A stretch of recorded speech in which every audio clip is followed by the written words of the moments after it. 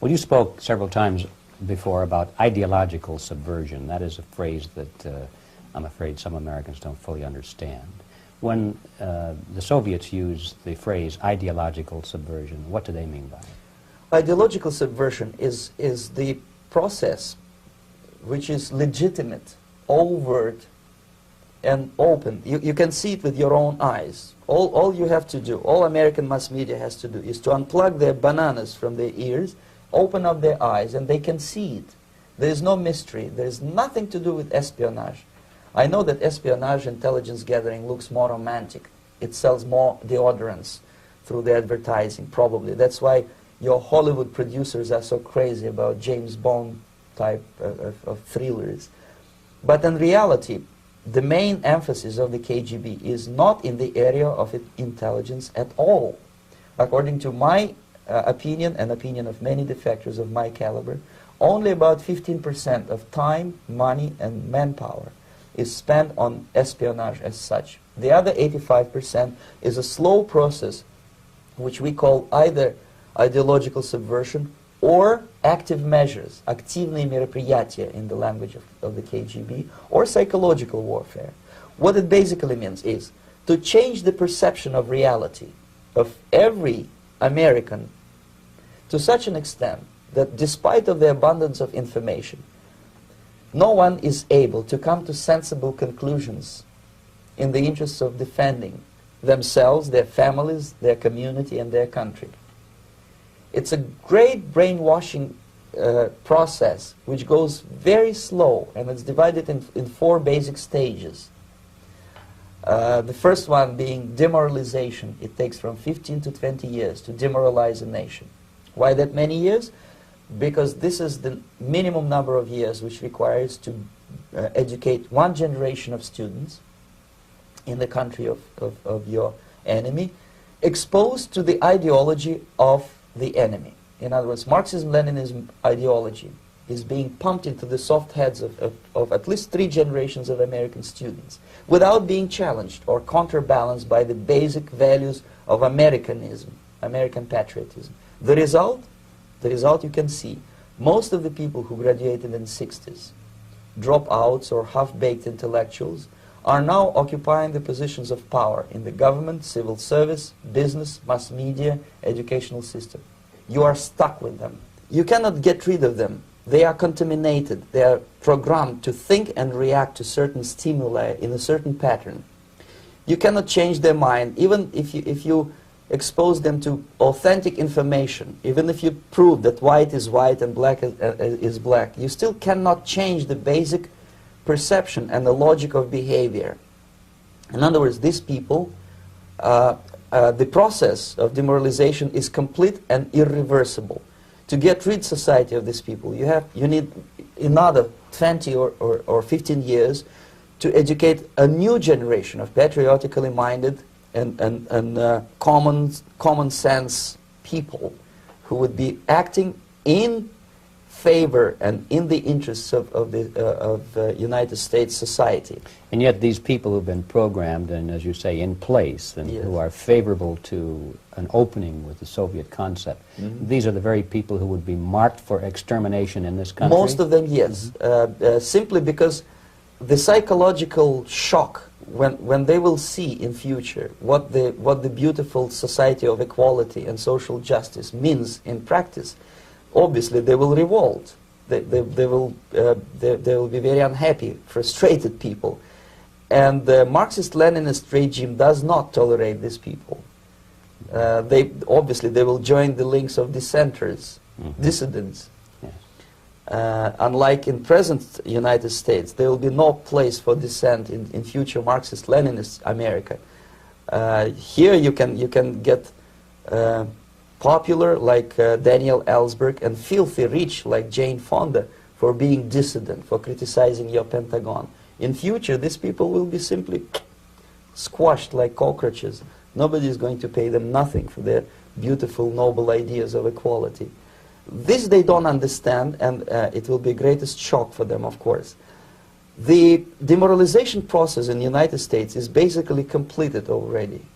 For the last 25 years, Actually, it's overfulfilled, because demoralization now reaches such areas where previously not even Comrade Andropov and all his experts would even dream of such a tremendous success. Most of it is done by Americans to Americans, thanks to lack of moral standards. As I mentioned before, exposure to true information does not matter anymore. A person who was demoralized is unable to assess true information. The facts tell nothing to him. Even if I shower him with information, with authentic proof, with documents, with pictures, even if I take him by force to the Soviet Union and show him concentration camp, he will refuse to believe it until he is going to receive a kick in his fat bottom. When a military boot crashes then he will understand, but not before that. That's the tragic of the situation of demoralization.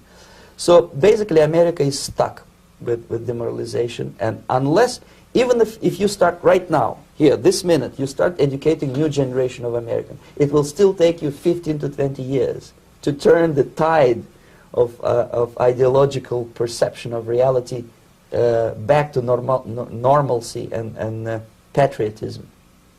The next stage is destabilization. This time, subverter does not care about your ideas and the patterns of your consumption. Whether you eat junk food and get fat and flabby, it doesn't matter anymore. This time, and it takes only from 2 to 5 years to destabilize a nation, what matters is essentials: economy, foreign relations, defense systems. And you can see it quite clearly that in some areas, in such sensitive areas as defense and economy, the influence of Marxist-Leninist ideas in the United States is absolutely fantastic. I could never believe it 14 years ago when I landed in this part of the world, that the process will go that fast. The next stage, of course, is crisis. It may take only up to 6 weeks to bring a country to the verge of crisis. You can see it in Central America now. And after crisis, with a violent change of power, structure, and economy, you have so-called the period of normalization. It may last indefinitely. Normalization is a cynical expression borrowed from Soviet propaganda. When the Soviet tanks moved into Czechoslovakia in '68, Comrade Brezhnev said, "Now the situation in brotherly Czechoslovakia is normalized." This is what will happen in the United States if you allow all these schmucks to bring the country to crisis, to promise people all kind of goodies and the paradise on earth, to destabilize your economy, to eliminate the principle of free market competition, and to put a big brother government in Washington, D.C., with benevolent dictators like Walter Mondale, who will promise lots of things, never mind whether the promises are fulfillable or not. He will go to Moscow to kiss the bottoms of new generation of Soviet assassins. Never mind. He will create false illusions that the situation is under control. Situation is not under control. Situation is disgustingly out of control. Most of the American politicians, media, and educational system trains another generation of people who think they are living at a peacetime. False. The United States is in a state of war, undeclared total war against the basic principles and the foundations of this system. And the initiator of this war is not Comrade Andropov, of course. It's the system. However ridiculous it may sound, the world communist system, or the world communist conspiracy, whether I scare some people or not, I don't give a hoot. If you are not scared by now, nothing can scare you. But you don't have to be paranoid about it. What actually happens now, that unlike myself, you have literally several years to live on unless the United States wake up. The time bomb is ticking. With every second, the disaster is coming closer and closer. Unlike myself, you will have nowhere to defect to, unless you want to live in Antarctica with penguins. This is it. This is the last country of freedom and possibility. Okay, so what do we do? What is your recommendation to the American people? Well, the immediate thing that comes to my mind is, of course, There must be a very strong national effort to educate people in the spirit of real patriotism, number one. Number two, to explain them the real danger of socialist, communist, whatever, welfare state, big brother government. If people will fail to grasp the impending danger of that development, nothing ever can help United States. You may kiss goodbye to your freedom, including freedoms to homosexuals, to prison inmate. All this freedom will vanish, evaporate in 5 seconds, including your precious lives. The second thing, the moment at least part of the United States population is convinced that the danger is real, they have to force their government. And I'm not talking about sending letters, signing petitions, and all this beautiful, noble activity.